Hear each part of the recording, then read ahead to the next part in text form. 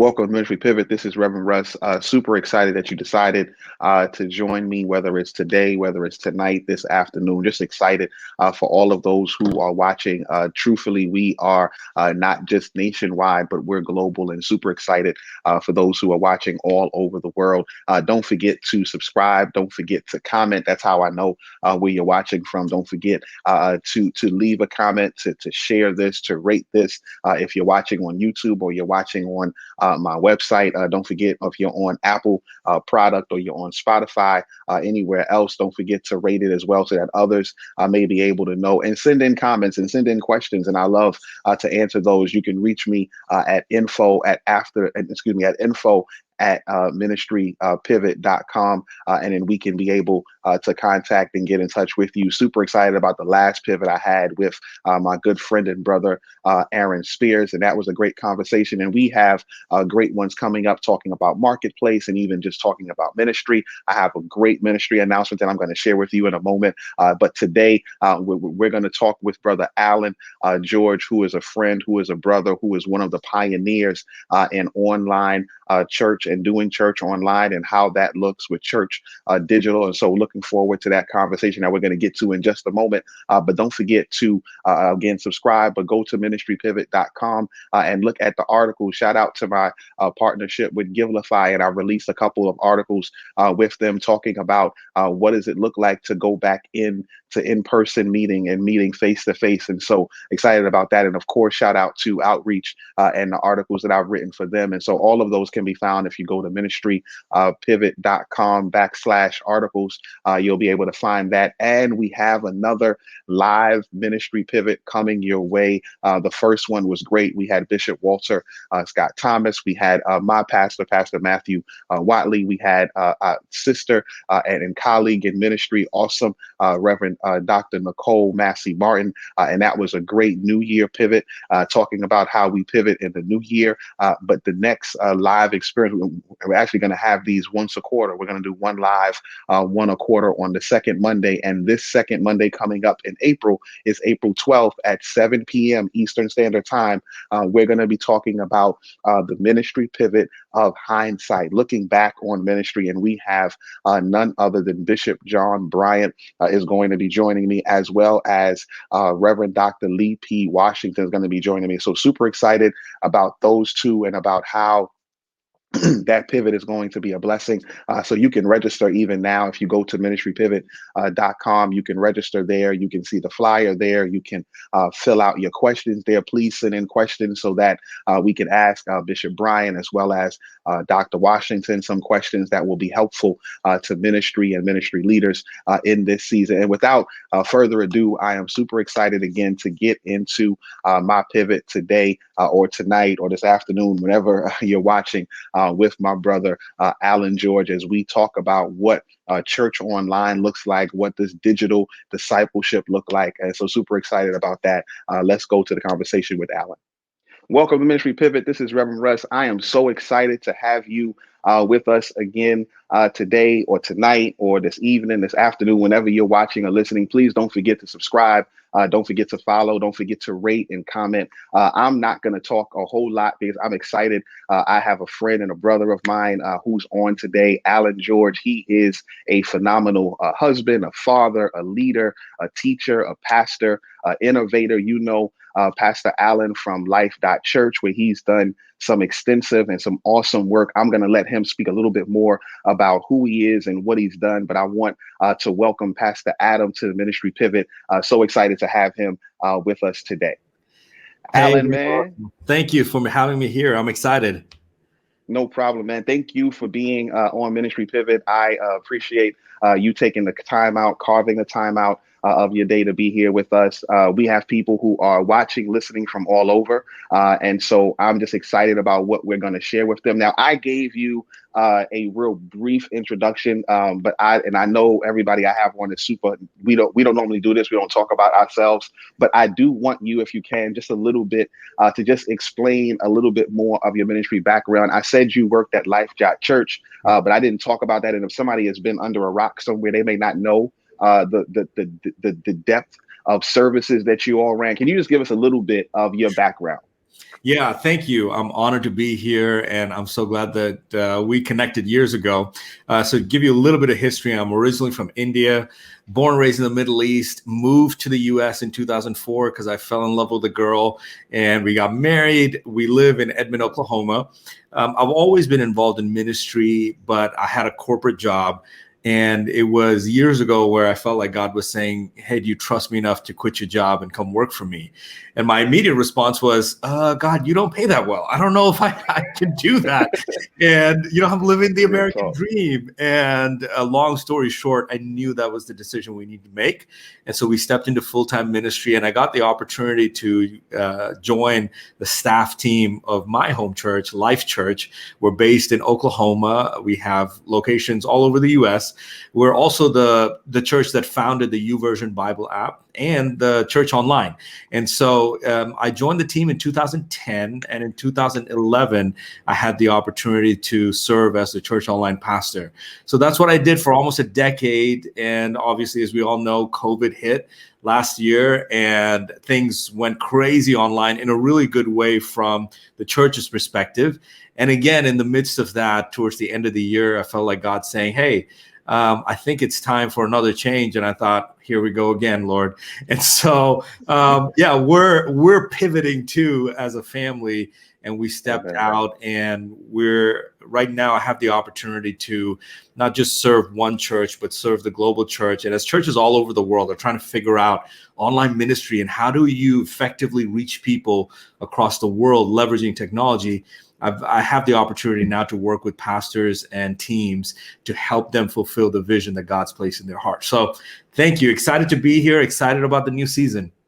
Amen. Amen. Now I'm super excited to have you on, and and at the end of the time today, we're gonna give you an opportunity to kind of let people know how to get in contact with you, and you all who are watching and know I do show notes, and so there'll be show notes available when you watch this, listen to this. Will Pastor Adam stuff will be in there, and I say that up front with him, and I say that about all my guests, but he is a expert when it comes to online church, and I'm gonna tell you how much he is because he didn't say it. But Pastor Adam, how many services, Alan, sorry, how many services did you all do at Life Church? So Online services. yeah, Let me preface it. yeah, online services. So towards the end of the last year, and just to give you a little bit of context, our desire for when we started doing church online was we know the power of the local church, because when people get connected with community, they hear the word of God, life change happens. And so Yeah, we wanted to leverage technology so that people, no matter where they live in the world, could come and attend church and be a part of what God was doing. And yeah, so we wanted to reach people not just in our communities, but across the world. But we know that they live in different time zones, and our Sunday 10 a.m. is not someone else's Sunday 10 a.m. And we know that when people have issues or they need prayer, those problems don't wait till the weekend. They happen whenever they want to show up.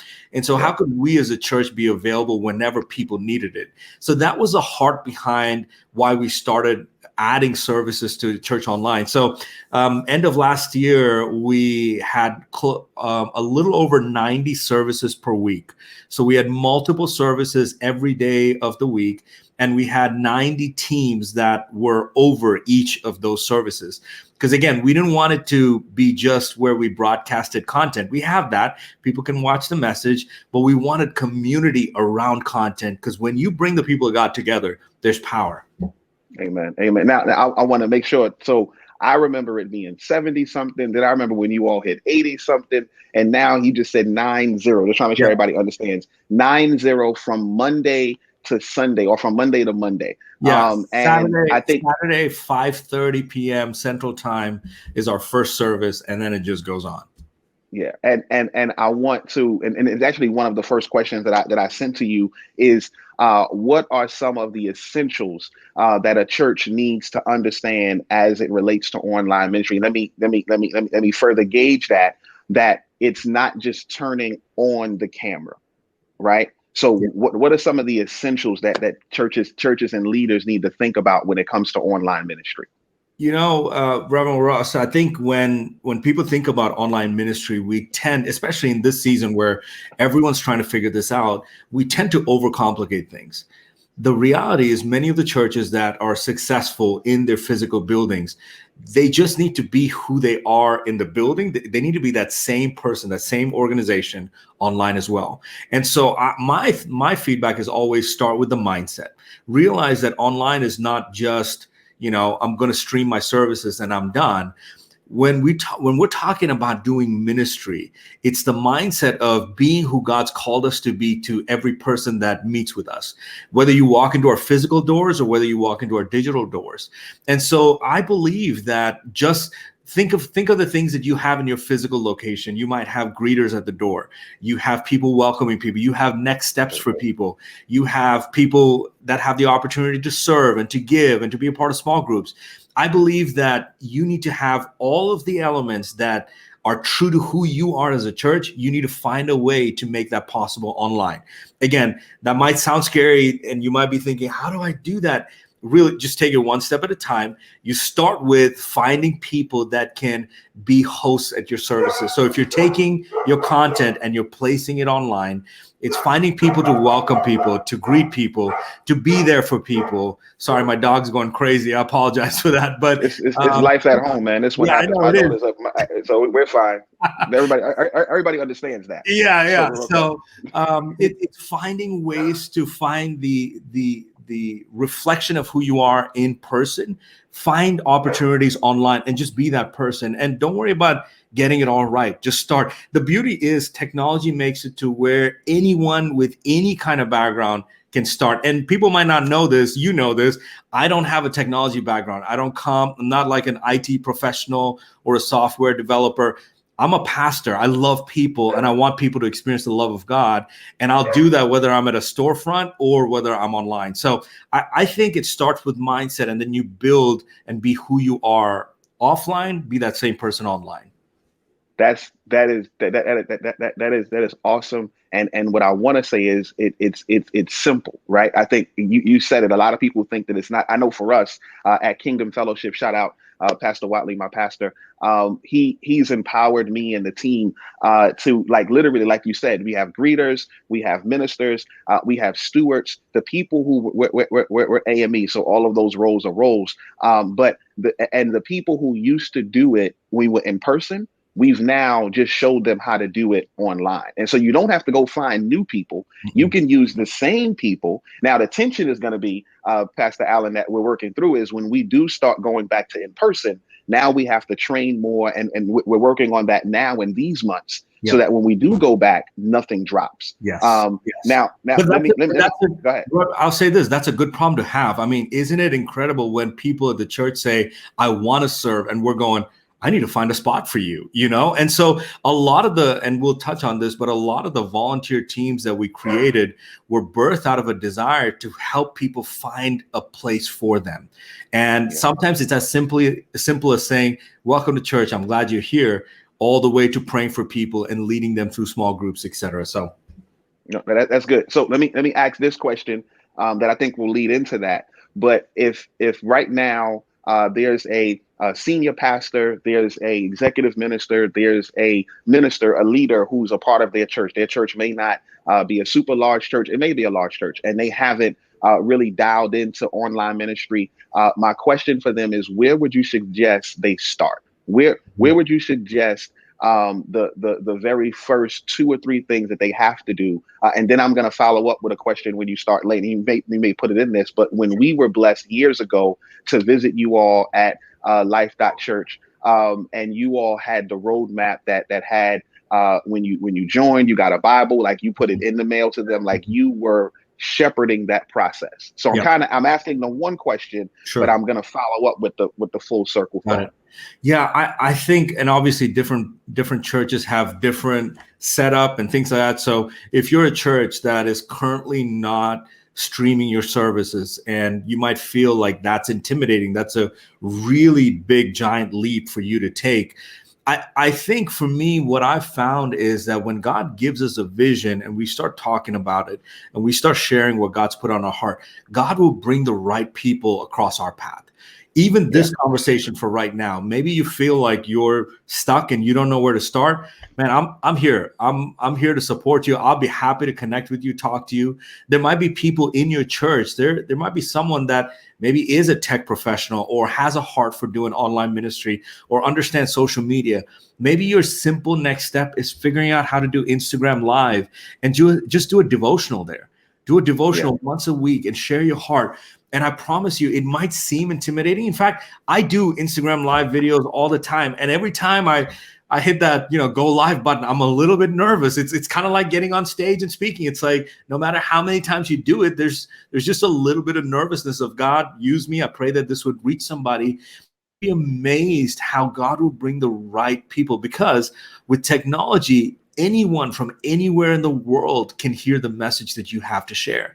And so I still believe that God will bring, just like he brings people that'll walk through your door, your physical door, he'll bring people to you through your digital door. And so I say start where you're at. If you're currently streaming your services, or you have film equipment and you're recording your services, then the next step might be for you to start either using the Church Online platform, which is absolutely free. You can just type in Yep. Church Online platform.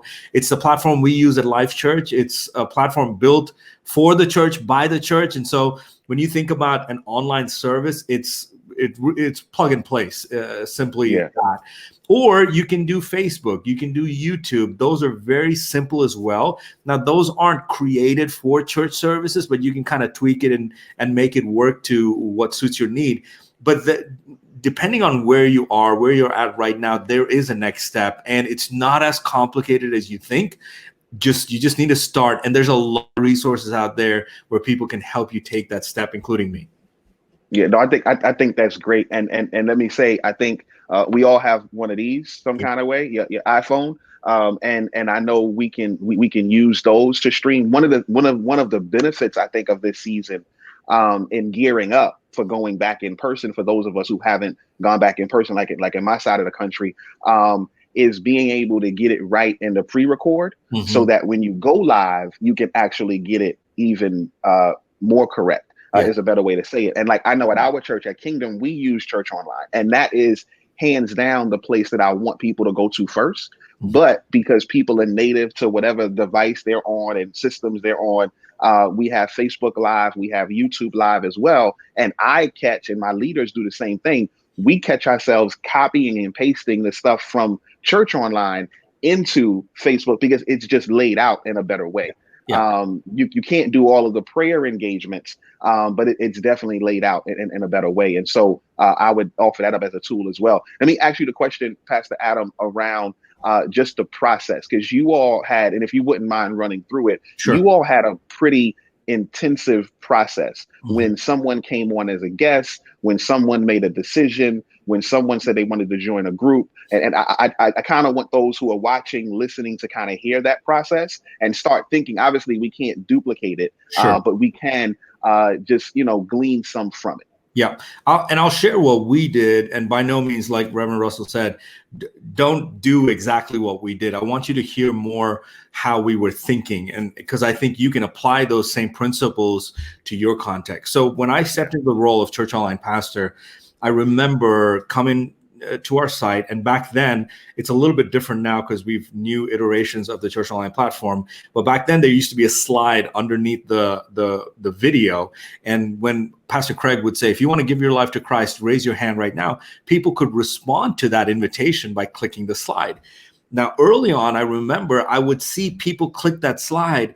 And as a pastor, I wanted to know who they were. I wanted to know their name because all I could see was the number next to that hand icon that would go 1, 2, 3, 4, or whatever. And I would be celebrating, but I'd also be frustrated. Can I say that? Yeah, I'd be yeah, frustrated because I yeah, didn't know who they were. And I want to be able to help them grow in their relationship with Christ. And so I remember thinking about it, and I just kept talking to people saying, do you know what we can do? And I talked to someone who understood marketing, and he said, oh, that's easy. All you have to do is when they click that button, you can make a form pop up.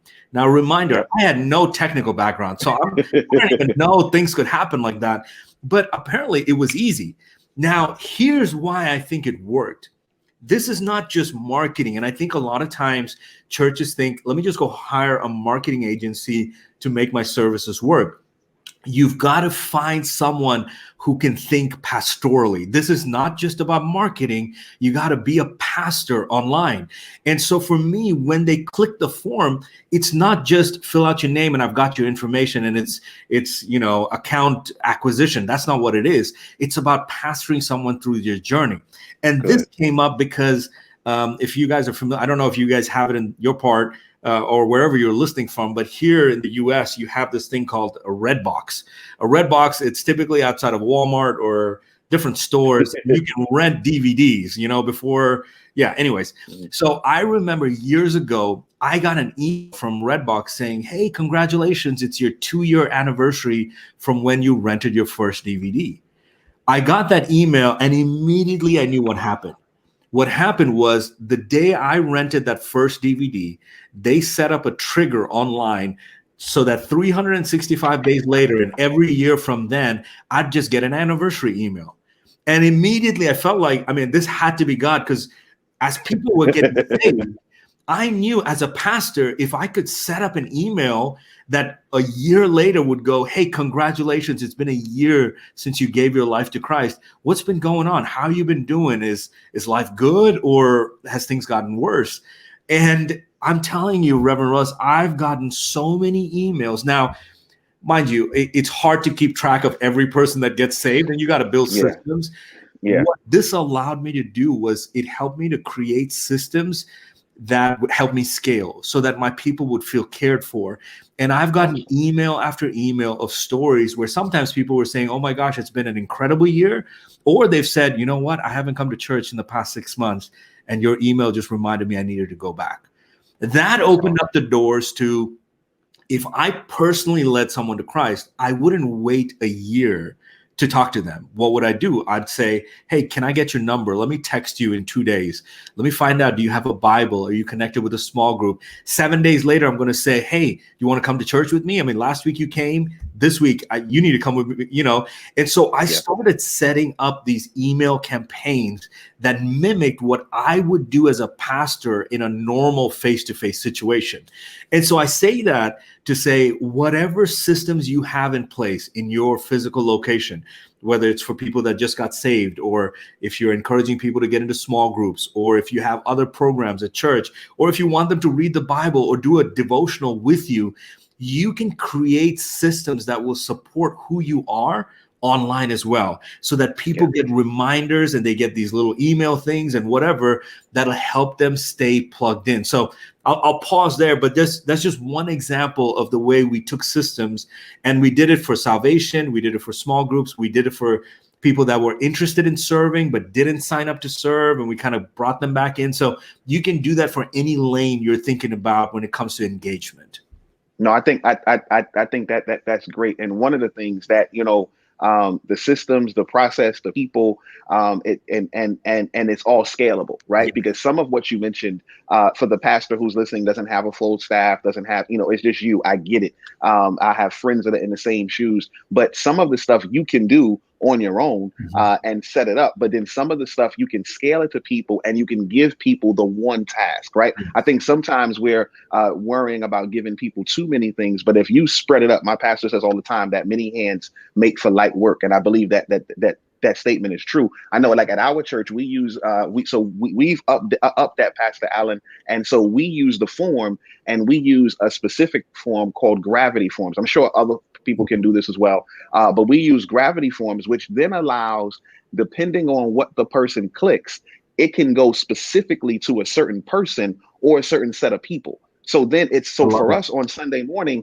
it's instantaneous. So when somebody fills the form out, within the next 5 or 10 minutes, a steward is calling them because they're welcoming them. And our pastor now says that because our teams, shout out Kenny Welch and Adrika Hall. These are some of the people they're two of the leads who we couldn't do it without the two of them. But they are helping us to be able to adapt it as we grow systems. And so I think that's phenomenal. And, See, and again, it started when I went to Life Church to see it. You all had it. And I was like, oh, really? And so I took it back I told you, and we've just expanded it. I love, and if you're listening right now, I love what Reverend Russ said. Like, I hope you didn't miss it, because he said not only did they set up the gravity forums, but that led to a person making a phone call.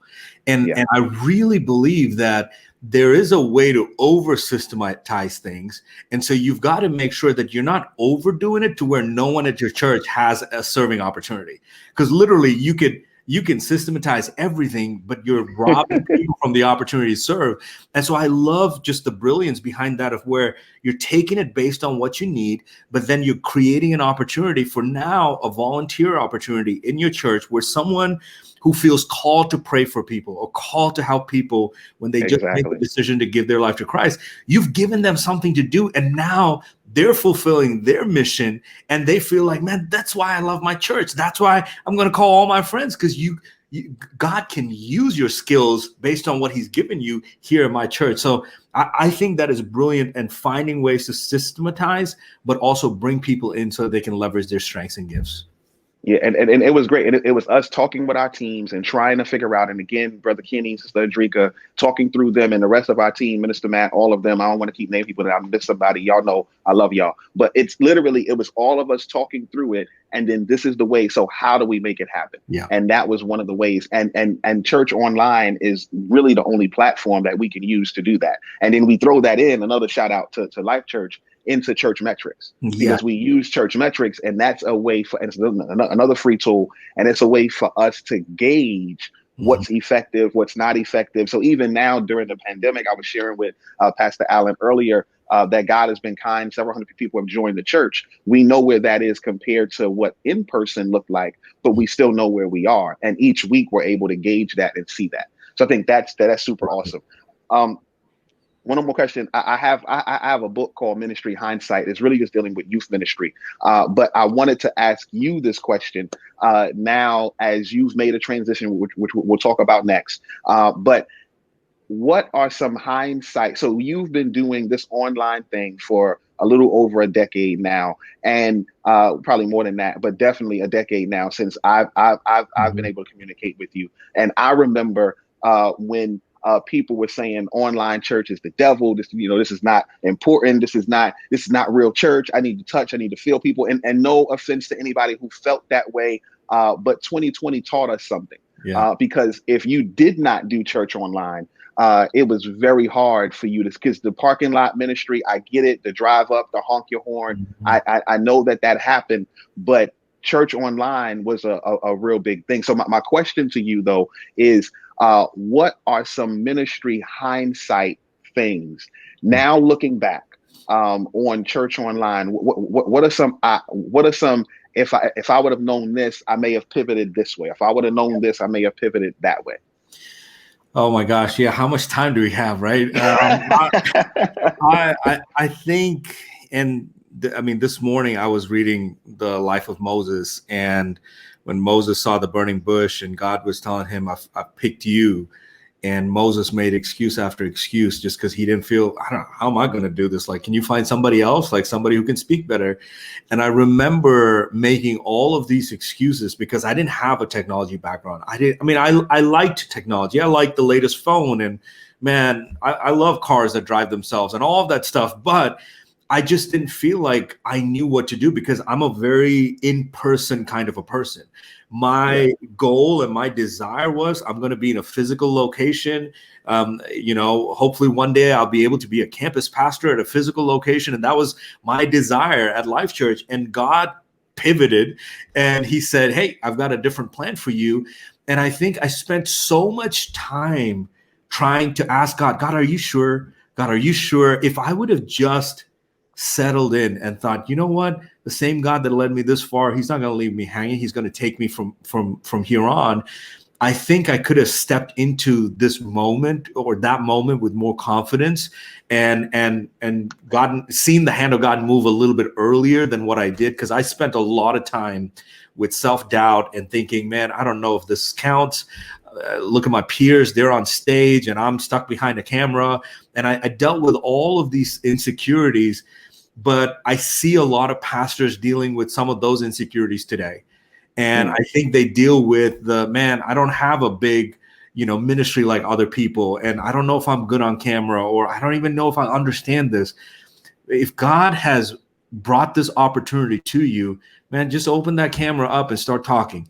Let the gift that God has placed in you come forth, because I believe that when we walk in obedience, God will multiply our faithfulness. He will multiply that, and you will see the results. And we can talk all day about Life Church, and God's done incredible things. But even in my personal life, I started applying it, because I realized I don't want to just be a pastor online. I want to be who God's called me to be in every area of my life.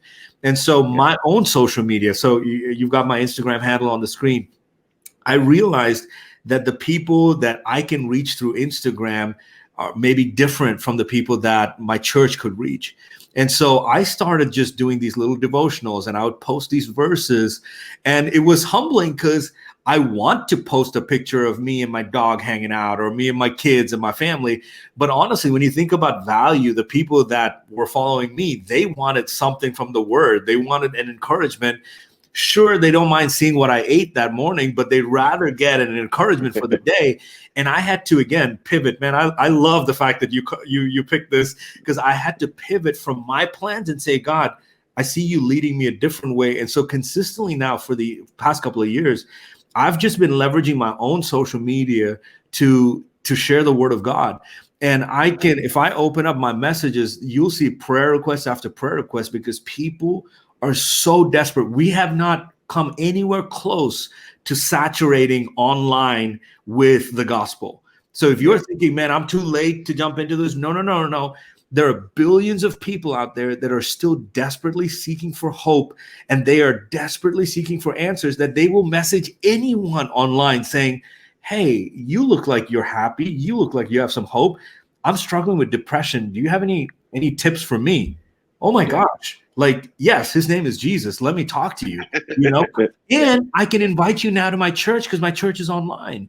And so I think stepping into that confidence and not trying to figure out, I need to have all my ducks in a row before I can figure out what to do. No. Just step out in faith, because that's what faith is all about. It's not knowing the 10,000 steps ahead of us. It's knowing which next step to take.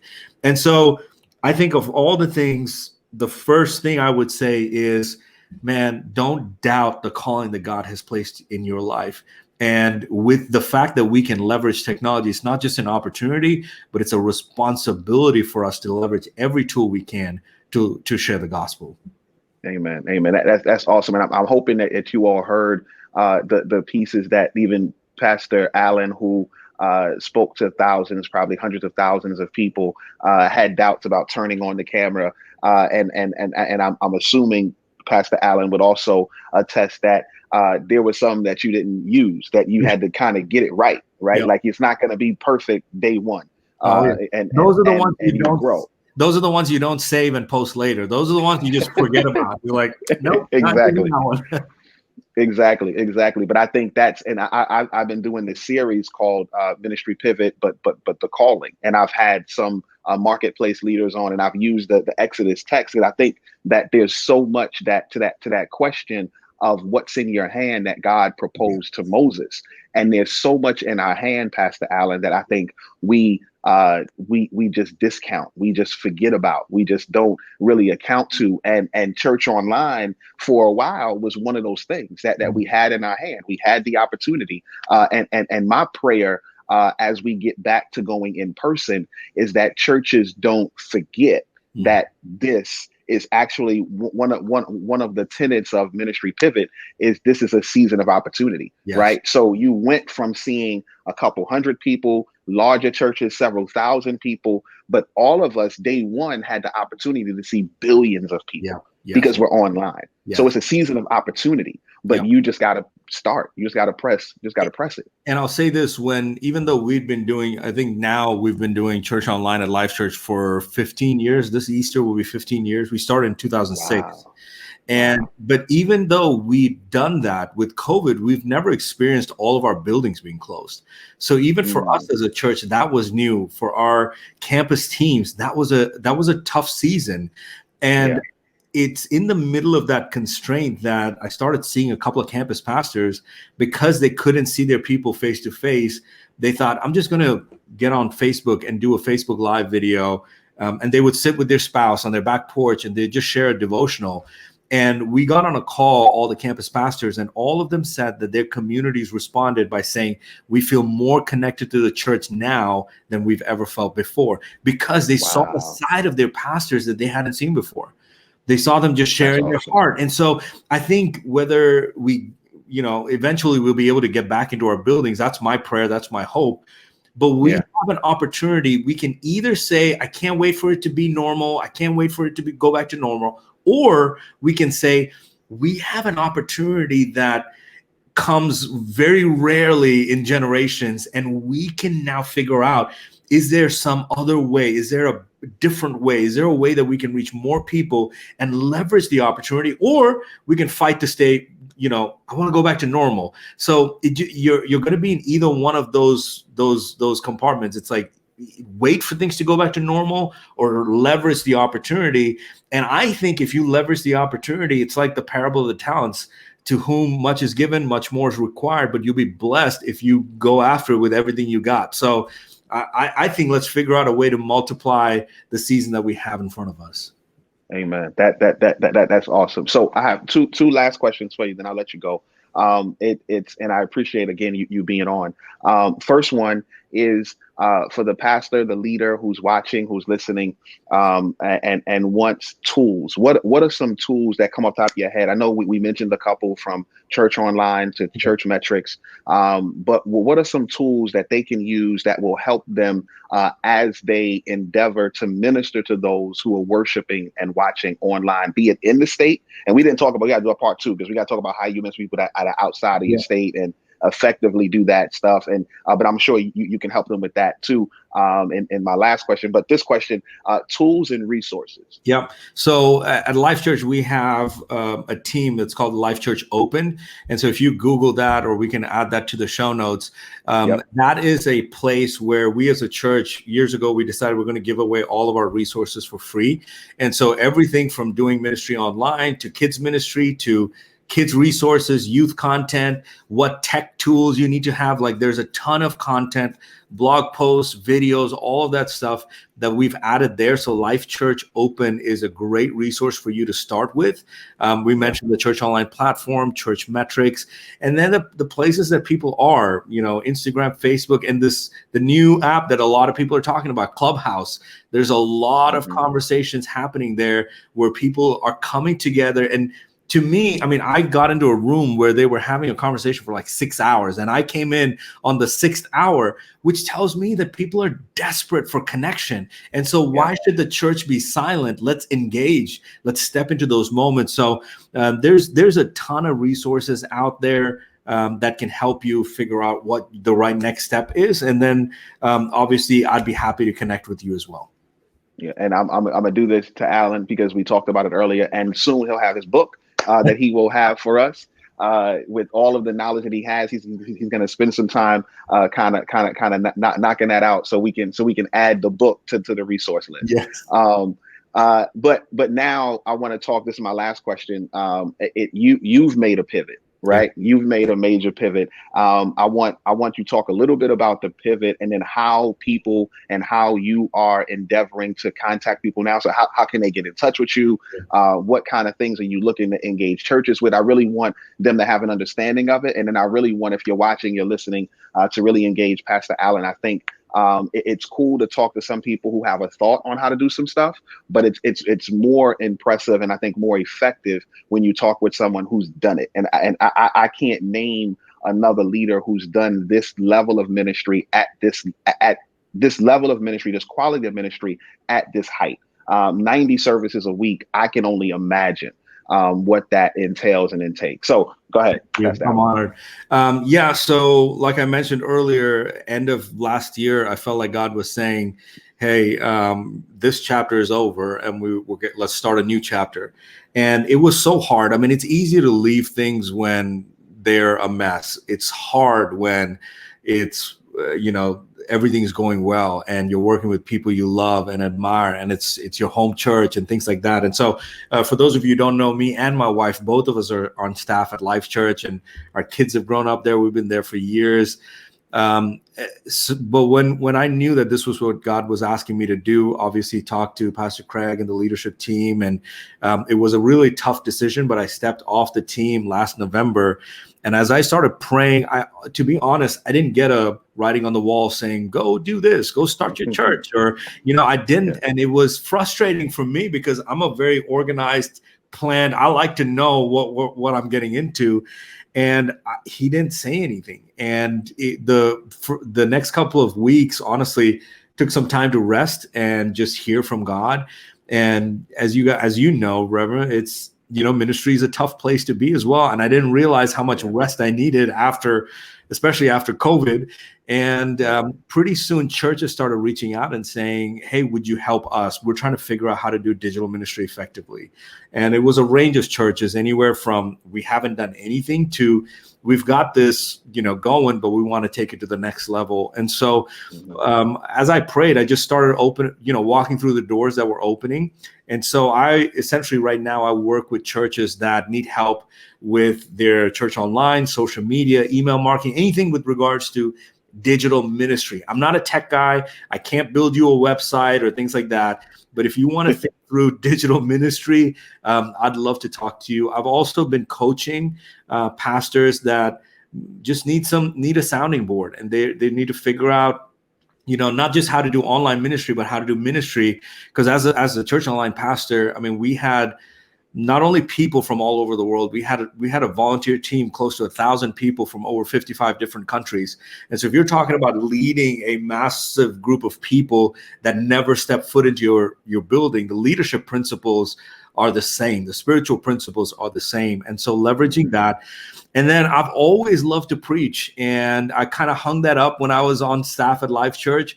And God's just been opening up more doors to preach and share the gospel and talk about church online. And because at the heart of it, for me, I love leveraging technology because I truly believe in the gospel. And I'll share this real quick. I'm a pastor's kid, and I ran away from God for years. And when I was 20, I was, on the verge of suicide. In fact, I even tried and I failed, and I was stuck between, I couldn't live. I didn't want to live, but I couldn't even die because I was afraid to try something again. And a friend of mine asked me a question one night. He said, hey, why don't you give Jesus a chance? And that one question changed my life forever. And so when I think about that friend that was sitting with me and asked me that question, I think about people even now that are in their homes or they're struggling by themselves and they don't have a friend to ask them this question. This is what technology allows us to do. We get to be that friend and we get to ask them the question, hey, why don't you give Jesus a chance? And so, sorry, I get emotional when I talk about that, but that's what fuels the fire in me to go, let's go take this gospel to the entire world. And if something else comes, something different from technology, I'm going to be the first one to jump onto that, because however we can reach more people, that's what I'm after. So that's a little bit about my heart, a little bit about what I do right now. And you got me messed up here at the end, brother.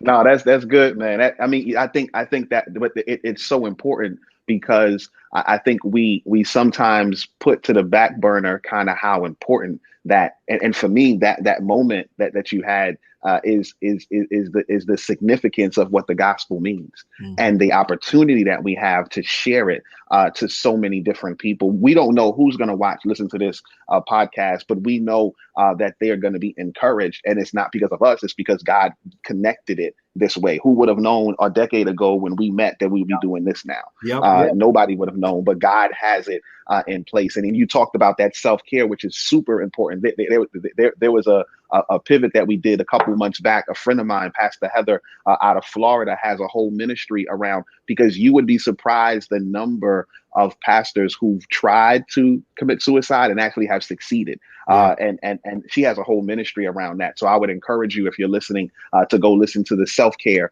ministry pivot. But Pastor Allen, man, I am so grateful and thankful. Can you just share real quick what are the way that they can reach out? I know we have the Instagram here, but is there another website or a way that they can get in touch with you?